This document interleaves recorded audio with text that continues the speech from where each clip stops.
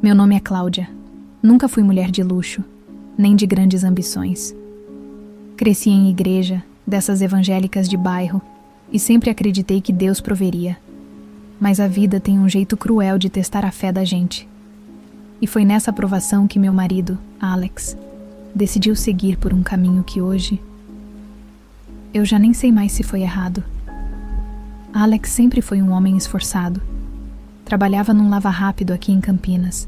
Saía de casa às 6 da manhã e só voltava depois das 8. Mesmo assim, o dinheiro nunca dava. Tínhamos nossa filha, a Júlia, de 5 anos. Um anjinho. Eu fazia bicos de faxina, vendia bolo, até ajudei em loja de lingerie. E mesmo com todo esse esforço, as contas chegavam como se zombassem da nossa fé. No fim de um mês difícil, Alex chegou em casa destruído. O patrão dele, o Jorge, tinha mandado ele embora sem aviso. Disse que estava cortando gastos. Foi a primeira vez que vi meu marido chorar. Mas não foi só tristeza naquele dia. Foi ódio. Um tipo de raiva que eu nunca tinha visto nele. Ele murmurava coisas do tipo: quem tem tudo não merece. E Deus esqueceu de mim. Depois disso, Alex começou a mudar. Passava horas trancado no celular, assistindo vídeos estranhos no YouTube. Eu ouvia ele falando sobre manifestação de riqueza, forças ocultas, poder que o sistema esconde. No início achei que era só um desabafo, uma fase, mas ele foi afundando cada vez mais nisso. Um dia, eu entrei no quarto e ele estava escrevendo num caderno. Quando olhei de relance, vi símbolos. Não sei explicar. Tipo triângulos invertidos, olhos com chifres, nomes em línguas que eu nunca tinha visto. Ele escondeu o caderno e ficou irritado. Disse que era para um negócio que ia mudar nossa vida. Aquilo me deu um arrepio, mas ele me abraçou e falou: confia em mim, amor, nossa vida vai virar. Dias depois, apareceu um homem lá em casa. Se apresentou como Raul, elegante demais para o nosso bairro. Roupas caras, relógio importado, mas com um olhar gelado. Ele e Alex conversaram por mais de 3 horas na garagem. Eu fiquei ouvindo escondida da cozinha. Só entendi algumas palavras: entrega, ritual, nenhuma volta. Depois disso, Alex virou outro. Ele parou de me beijar na testa. Passou a usar perfumes que nunca compramos. Um dia chegou com uma corrente de ouro. Disse que era presente de um novo sócio. A Júlia, nossa filha, começou a ter pesadelos. Dizia que via um homem sem rosto no quarto. Eu achei que era coisa de criança, fruto dos desenhos. Mas ela chorava tremendo, dizendo que ele falava com ela. Comecei a desconfiar de tudo. Perguntei diretamente pro Alex o que ele estava fazendo. Ele ficou sério. Disse: você quer continuar sendo pobre, Cláudia? Você acha que Deus vai descer aqui e pagar nosso aluguel? Eu fiquei em choque. Nunca tinha ouvido ele falar de Deus daquele jeito. Foi aí que ele me olhou fixo e disse: mas tem um outro que paga. Naquela noite eu não dormi. A casa parecia mais fria, mesmo com o calor do verão. Eu sentia como se tivesse alguém observando a gente. E a Júlia chorou a madrugada toda, apontando para o canto do quarto e dizendo: ele tá ali, mamãe. No dia seguinte, Alex me chamou para conversar. Disse que tinha chegado a hora de mudar nossas vidas, que a gente só precisava fazer uma coisa juntos. Um ritual, um pacto. É só isso. Depois vem a riqueza, o poder, a paz. Eu fiquei muda. Ele segurou minha mão com força e disse: você não quer ver a Júlia crescer com tudo o que merece? Escola boa, casa segura, carro novo, viagem. E eu aceitei. Não sei se por medo, se por desespero, ou se porque, no fundo, eu também estava cansada de ver minha filha dormindo com fome. Alex sorriu. Me deu um beijo na testa. E foi nesse momento, eu juro, eu senti um arrepio subir do calcanhar até a nuca, como se algo dentro de mim tivesse quebrado. Eu nem sabia, mas naquele exato instante, eu já tinha assinado algo. E não era com caneta. Foi numa sexta-feira à noite. Alex disse que íamos até uma chácara afastada onde tudo aconteceria. Eu tremia por dentro, mas tentei manter a calma pela Júlia, que ficou com uma vizinha. Ele me mandou vestir algo preto. Tem que ser escuro para absorver a energia, disse ele. O lugar era no meio do mato, estrada de terra, só com a lua iluminando o caminho. Quando chegamos, Raul já estava lá. Ele sorriu para mim com um olhar que me atravessou, como se me despisse por dentro. Havia outras 2 pessoas, encapuzadas. Alex disse que eu não precisava saber quem eram, mas que eram irmãos do círculo. No centro do gramado, havia um círculo desenhado com sal negro, símbolos riscados com giz branco. Um espelho oval, antigo, estava encostado numa árvore, virado para dentro do círculo. Em frente a ele, uma vela preta acesa, sozinha, tremulando como se alguém estivesse soprando, mas não havia vento. Raul começou a entoar uma língua que me deu náuseas. Não era latim, nem hebraico. Era algo mais antigo. Eu me sentia tonta, como se o chão estivesse mole. Ele mandou que colocássemos algumas gotas de nosso sangue numa taça. Primeiro Alex, depois eu. Quando o sangue caiu, a vela quase se apagou. Depois disso, cada um de nós teve que olhar para o espelho. Alex foi o primeiro. Ele olhou por minutos, hipnotizado.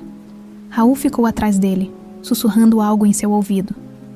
Quando chegou minha vez, eu hesitei. Mas Alex segurou minha mão e disse: "Se você olhar, tudo muda."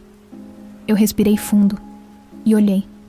No começo vi só meu reflexo, mas segundos depois, minha pele começou a escurecer no espelho, como se apodrecesse.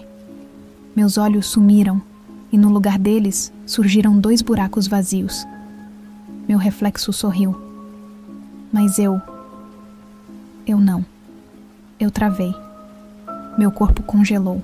A sensação era de que alguém tinha entrado em mim. Ouvi meu nome. Não com os ouvidos, com a mente. Cláudia. Era uma voz grossa, arranhada, com eco, como se falasse dentro de uma caverna ou de um túmulo. Eu me afastei do espelho gritando, mas ninguém reagiu. Raul apenas disse: "Está feito." Alex parecia diferente, mais firme, mais sombrio. Ele sorriu para mim e disse: "Agora sim." A porta foi aberta. Voltamos para casa no silêncio. Ele segurava minha mão como quem segura uma chave preciosa. No caminho, vimos um cachorro morto na estrada, com o corpo aberto, mas sem sangue. Raul sorriu e comentou: "O primeiro aviso." Naquela noite, tentei dormir, mas tive pesadelos horríveis. Eu estava presa em um corredor sem fim, onde portas se abriam para mostrar cenas do meu futuro. Júlia chorando, eu deitada em um caixão, Alex com olhos pretos, Raul sem rosto, rindo. Acordei suando. A vela preta estava no criado mudo. Alex disse que tinha trazido como lembrança. Eu quis jogar fora, mas ele me impediu. Ela é a nossa prova, nosso elo, nosso selo. E foi aí que percebi. O pacto não era só simbólico. A coisa já estava aqui, já tinha entrado na nossa casa. E o pior, algo dentro de mim, uma parte bem pequena lá no fundo. Não estava assustada, estava curiosa. Eu achava que ia demorar. Que talvez fosse só uma promessa vazia, um delírio coletivo daqueles que mexem com o que não deviam. Mas não. A mudança veio como um trovão. E rápido. 2 dias depois do ritual, recebemos a notícia. Jorge, o ex-patrão do Alex, morreu. Infarto fulminante. Até aí, nada tão anormal. Mas o que nos deixou em choque foi saber que, por um documento antigo e mal explicado, Alex havia sido nomeado como herdeiro da parte administrativa do Lava Rápido. O advogado disse que Jorge confiava demais nele, que tinha assinado isso num momento de empolgação meses antes. Eu não acreditei. Mas Alex só sorriu, como quem já sabia. "Primeira bênção", ele disse. Me deu um beijo gelado na testa. Em 3 semanas, Alex já estava reformando o Lava Rápido. Comprou maquinário novo, contratou funcionários, pintou a fachada. O bairro começou a respeitá-lo, a temê-lo até. Alguns vizinhos diziam que ele tinha feito um trato com o sucesso. Mal sabiam. E o dinheiro não parava. Uma loja de pneus faliu e Alex comprou por um valor simbólico. Um cliente rico indicou ele para cuidar da frota de uma empresa de ônibus. Tudo dava certo, tudo. Eu comecei a me vestir melhor. Bolsas caras, unhas de salão, perfume francês. Alex me deu um carro usado, mas bem conservado. Pela primeira vez na vida fui chamada de madame no shopping. Mas junto com as bênçãos, vieram as presenças. Certa noite, acordei com um barulho no corredor. A luz estava acesa, mas fraca. Quando fui checar, vi Júlia sentada no chão, desenhando. Um monte de folhas em volta. Me aproximei e quase deixei cair a alma no chão. Ela tinha desenhado uma figura enorme, com braços longos, sem rosto, olhos vermelhos e a palavra amigo escrita embaixo. Perguntei o que era aquilo e ela respondeu com a voz mais inocente do mundo. É o homem que fala comigo quando vocês dormem. Meu coração travou. Peguei os desenhos e guardei. Alex disse que era só imaginação. Ela é uma criança, Cláudia. Relaxa. Mas eu não relaxei. Nos dias seguintes, a campainha tocava de madrugada e não havia ninguém na porta. As lâmpadas estouravam sozinhas. O cachorro da vizinha uivava quando passava em frente à nossa casa. E eu comecei a ouvir sussurros, às vezes na cozinha, às vezes no banheiro. Não era coisa da minha cabeça. Eu sabia. Parecia uma voz abafada, debaixo da terra, dizendo meu nome de forma lenta. Cláudia. Mas o dinheiro continuava vindo. Alex abriu mais 2 unidades do negócio. Compramos uma casa num condomínio fechado. Um sobrado lindo, com escada de mármore, piscina e vista para a cidade. Só que a vista mostrava mais do que devia. Em certa manhã, ao abrir a janela do quarto, vi algo parado do lado de fora, no gramado. Era como uma sombra de gente, mas sem corpo. Um vazio que absorvia a luz ao redor. Pisquei e sumiu. Corri para Alex, mas ele não se assustou. Disse apenas: eles estão cuidando da gente. Esse é o preço. Você quer voltar para a pobreza, Cláudia? Eu não respondi, mas no fundo, eu sabia que aquilo tudo já estava me puxando para dentro de um poço sem fundo. E mesmo assim, eu não parei. Porque o luxo é viciante. E quando você experimenta o gosto do poder, mestre, ele nunca mais sai da sua boca. Quando nos mudamos para a nova casa, parecia um sonho. Era grande, moderna, cheia de janelas amplas e acabamentos finos. Mas desde o primeiro dia, eu senti que ela não era nossa. Não de verdade.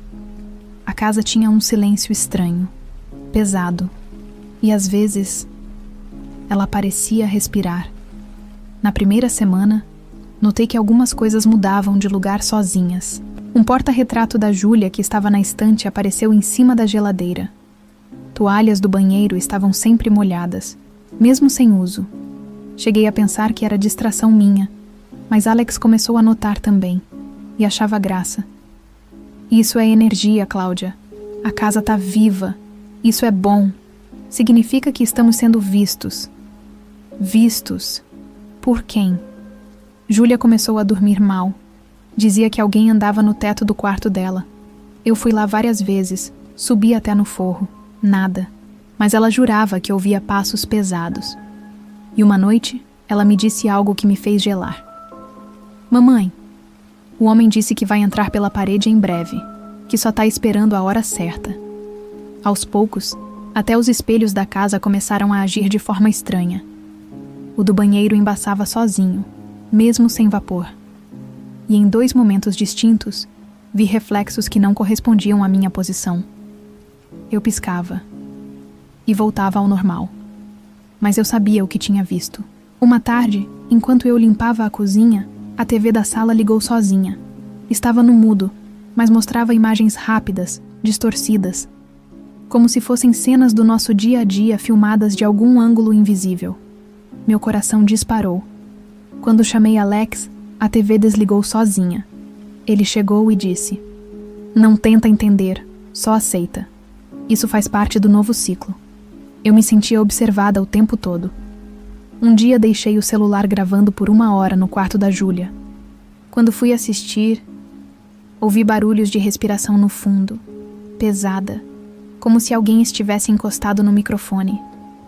A Júlia estava dormindo profundamente, mas a respiração não era dela. Comecei a pensar em procurar ajuda espiritual. Lembrei do pastor Henrique, da igreja onde fui batizada. Liguei para ele, mesmo depois de anos sem contato. Contei só uma parte. Ele se assustou, mas topou orar por nós. Disse que passaria lá em 2 dias.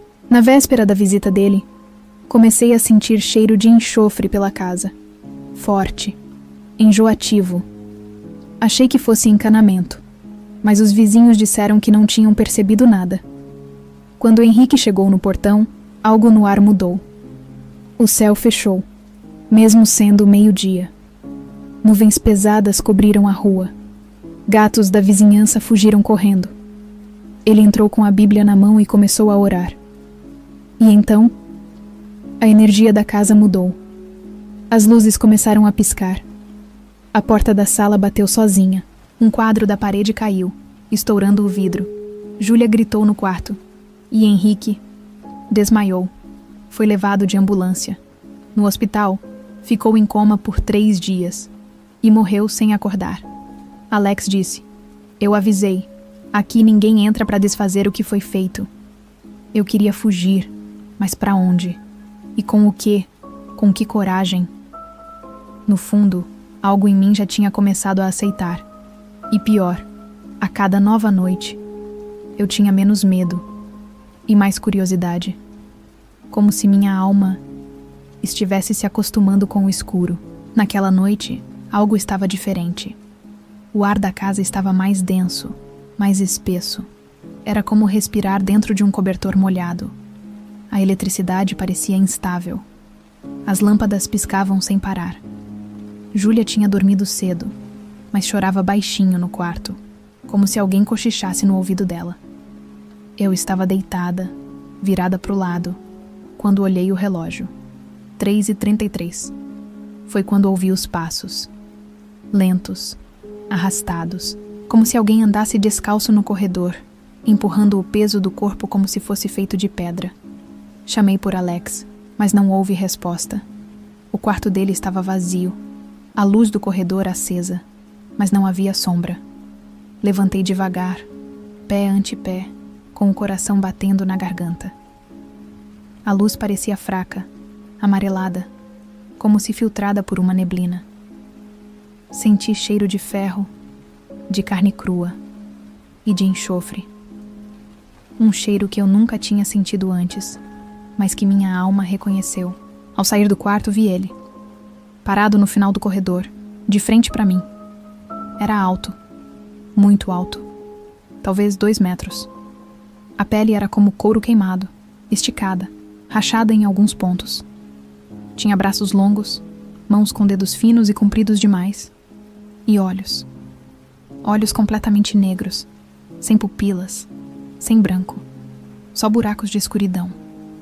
E um sorriso largo, impossível, como se a boca rasgasse o rosto de lado a lado. Ele não se moveu. Nem eu. Eu queria gritar, mas minha garganta travou. Minha mente gritava por ajuda, mas o corpo estava paralisado. Eu sentia frio e calor ao mesmo tempo. As lágrimas escorriam sozinhas. O tempo não passava. Ele deu um passo. Só um. O suficiente para que o chão parecesse ranger como se quebrasse por baixo de nós. E então, ele simplesmente virou o rosto para o lado, me encarou com aquele olhar sem olhos e desapareceu. Pisquei. Ele sumiu. A luz do corredor voltou ao normal. O cheiro também. Mas o frio ficou. Corri para o quarto e tranquei a porta. Tremia tanto que não conseguia segurar o celular. Alex apareceu meia hora depois, calmo, com a mesma expressão que ele usava desde o ritual. Você viu ele, né? Vi. Sussurrei sem fôlego. Ele se aproximou de mim, me abraçou devagar e disse: Ele está observando. Só quer saber se você aguenta. E você aguenta, Alex? Ele me olhou e disse sem piscar: Eu já fiz minha escolha. Naquela noite eu dormi encostada na parede, com uma faca de cozinha na mão. Como se aquilo pudesse me proteger de algo que já morava dentro da casa, dentro da gente. E o mais assustador de tudo, mestre, foi que no fundo, lá no fundo, eu sabia que aquilo não era um ataque. Era uma apresentação. Se antes Alex era um homem com raiva do mundo, agora ele era um homem vazio e perigoso. Seus olhos estavam diferentes, mais fundos, mais escuros, mais duros. Ele não sorria mais como antes. O sorriso que ele tinha agora era o tipo de sorriso que você não sabe se é de prazer ou de desprezo. Ele acordava no meio da madrugada e ia para o banheiro com o espelho apagado. Ficava lá por horas, falando sozinho. Eu escutava algumas palavras soltas, em línguas que nunca aprendi. Zazel, Buni, Asmodeus. Às vezes ele ria, outras vezes gritava. Certa noite acordei com um barulho seco. Encontrei Alex de joelhos no chão do quarto, com símbolos riscados no peito, feitos com uma navalha. É para fortalecer o vínculo, ele disse, como se falasse de um remédio qualquer. Nossos momentos íntimos também mudaram. Ele se tornava outra coisa na cama. Não era mais amor, era possessão. Olhava nos meus olhos como se quisesse invadir minha mente. Sussurrava nomes de demônios enquanto me tocava. Eu comecei a me afastar, mas ele não aceitava mais o não como resposta. Júlia, nossa filha, parou de falar. Literalmente. Os médicos não encontravam nada de errado fisicamente. Diagnóstico: mutismo seletivo. Mas eu sabia que era outra coisa. Às vezes, encontrava ela parada na sala, encarando o nada, com olhos de quem já viu o inferno e não teve forças para gritar. Uma tarde, decidi fugir com ela.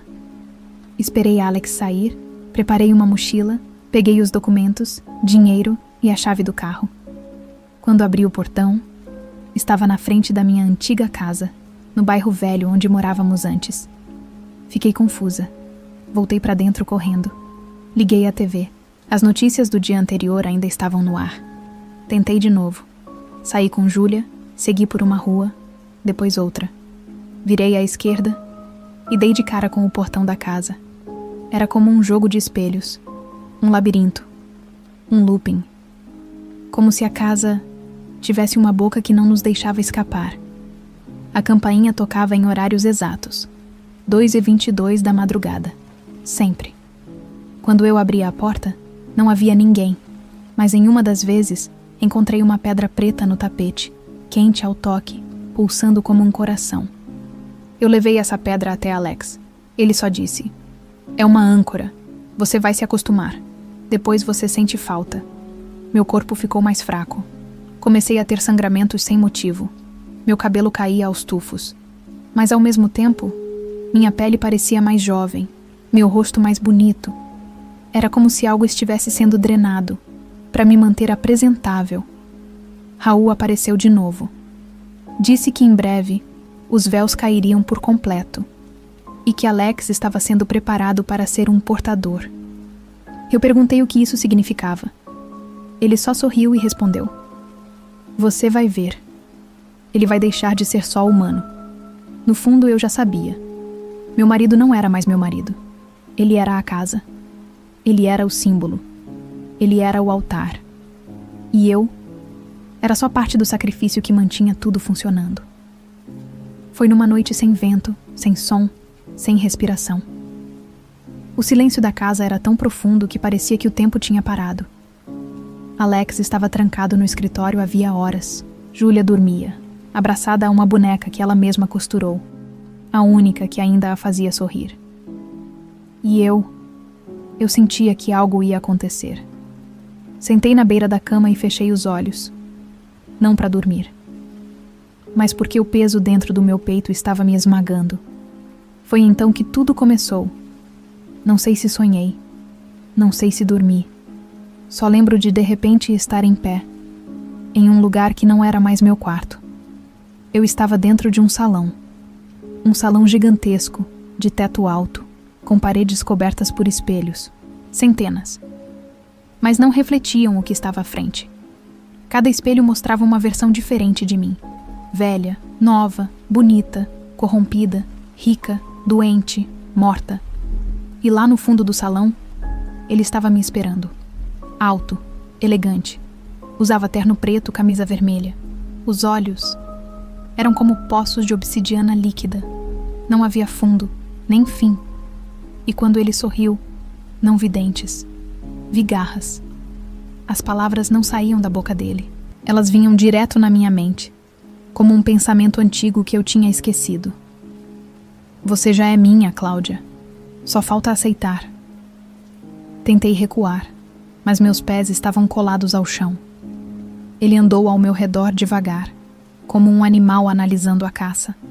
Mas não havia ódio nele, nem fúria.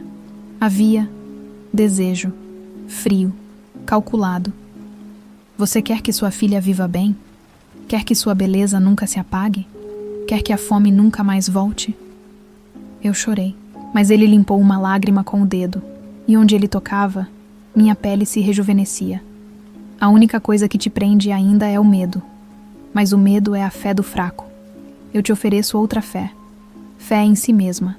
Fé na força, no domínio. Um trono apareceu atrás de mim, e aos meus pés surgiu uma caixa preta de pedra. Ele apontou. Dentro está seu selo, seu nome escrito no fogo. Quando você abrir, não haverá mais dúvidas. Só poder. Abri. Lá dentro havia uma joia, uma pedra negra envolta em ouro queimado. Quando toquei, senti um calor que percorreu minha espinha como um choque. E então, acordei.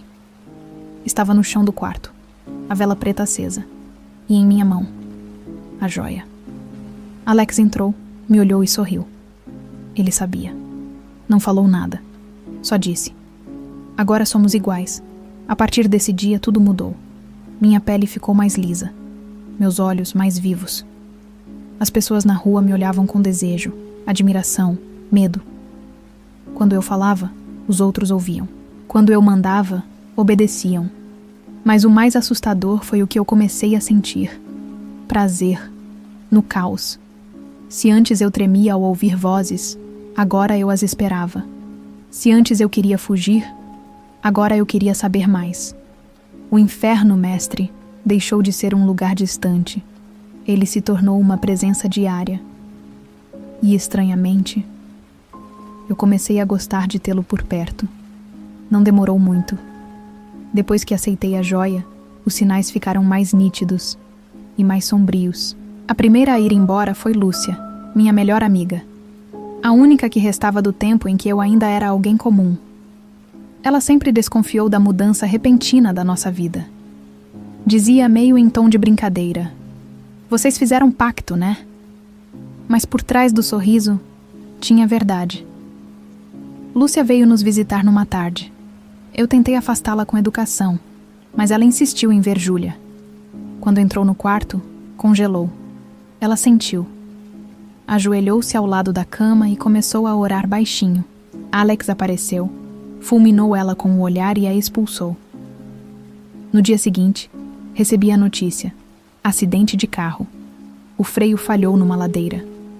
O corpo dela ficou preso nas ferragens e não tinha sangue, nenhum.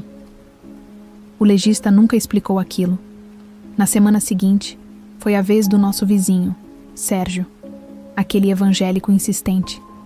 Ele começou a andar com uma Bíblia aberta, deixando bilhetes embaixo do nosso portão. Jesus ainda pode libertar vocês. Um dia, ouvi batidas na porta. Quando abri, só havia a Bíblia dele no chão. Nunca mais foi visto. A vizinhança achava que ele fugiu. Mas eu sei. Ele tentou quebrar algo que já estava selado. Depois disso, a casa ficou mais silenciosa, mas o ar ainda mais pesado. Eu comecei a sonhar com Júlia chorando dentro de um círculo de fogo. Sempre o mesmo cenário. Ela no centro e ao redor, dezenas de olhos me observando, cobrando. Até que veio a pior parte. Júlia começou a adoecer. Febres constantes, suor gelado, tremores. Os médicos faziam exames e diziam: não tem nada. Ela emagreceu rápido. Parou de andar. Só olhava para o teto, com os olhos vidrados, como se visse algo acima da gente, algo que ninguém mais via. Eu implorava para Alex buscar ajuda, mas ele estava mais ausente, mais sombrio.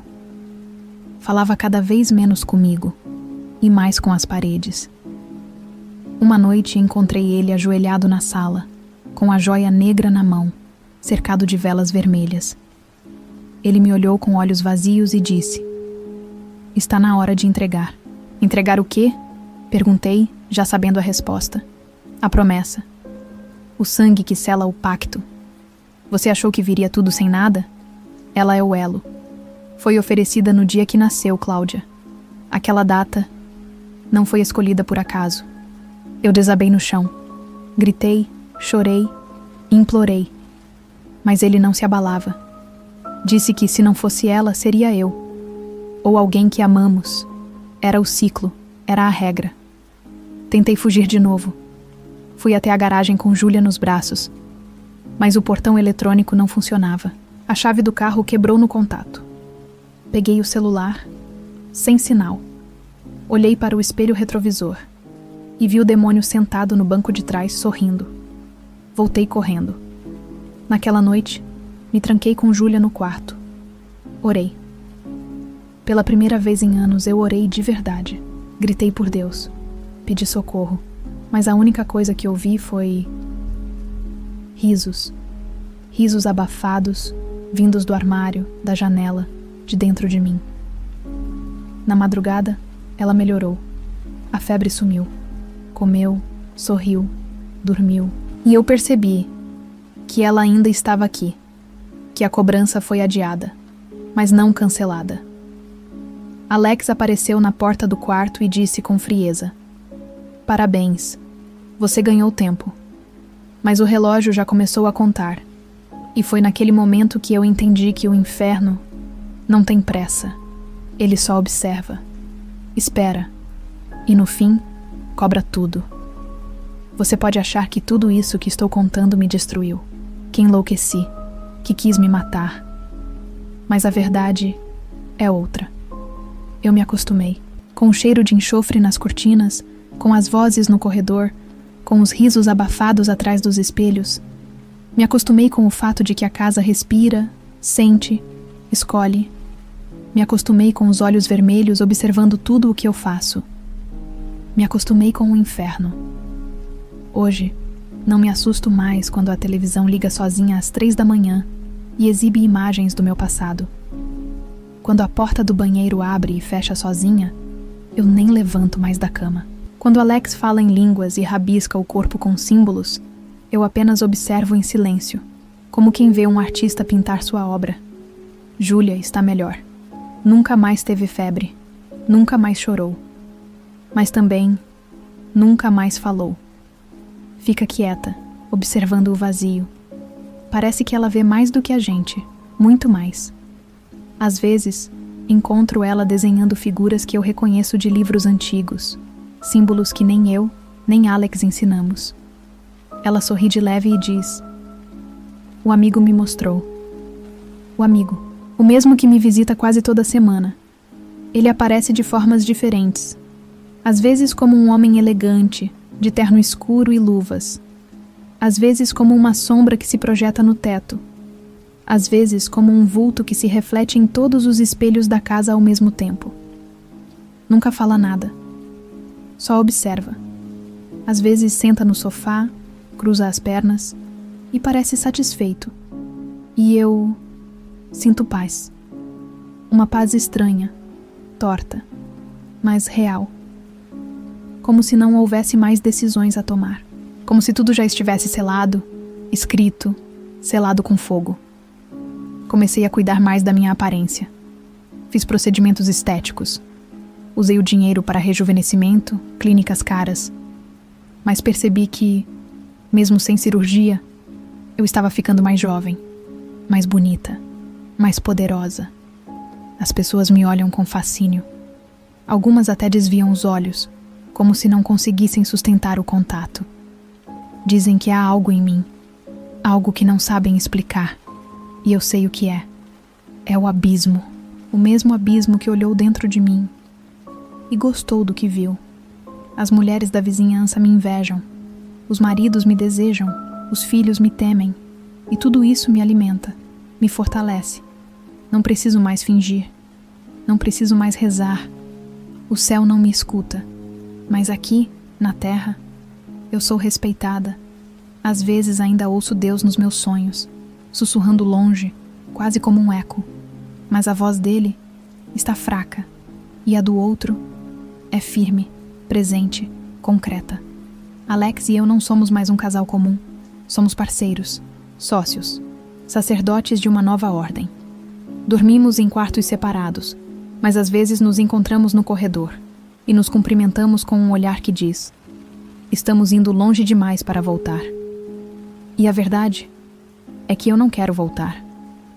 Porque quando você vive tempo demais nas trevas, mestre, a luz passa a doer. Hoje faz 3 anos desde o ritual. 3 anos desde que minha vida mudou. Minha casa foi selada. Minha alma foi marcada. E meu nome deixou de ser apenas um nome. A joia ainda está comigo. Guardo como se fosse um anel de casamento. Às vezes a deixo sobre a cabeceira da cama. Outras, no bolso do meu casaco. Ela pulsa, vive, respira comigo. Somos uma coisa só. A cada dia sinto que envelheço para fora, mas por dentro, rejuvenesço. Sinto sede de poder, mas sem angústia, sem desespero. O medo foi substituído por algo mais profundo. Adaptação. O demônio ainda vem. Às vezes entra na sala sem bater. Senta. Me observa.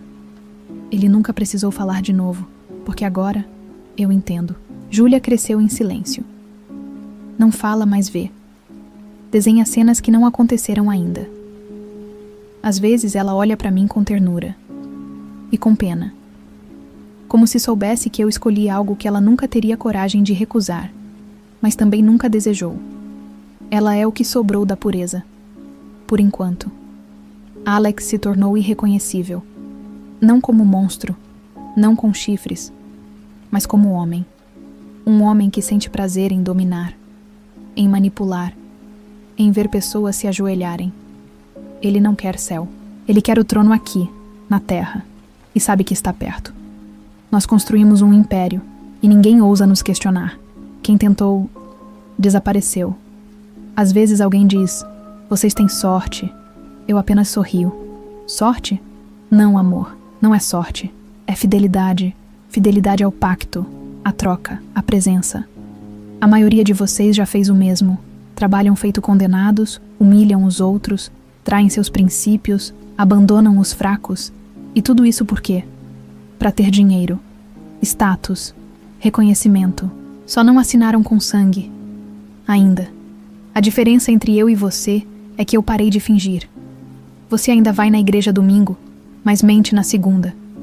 Você reza com a boca, mas deseja com a carne. E quando tudo desabar, vai dizer que foi tentado.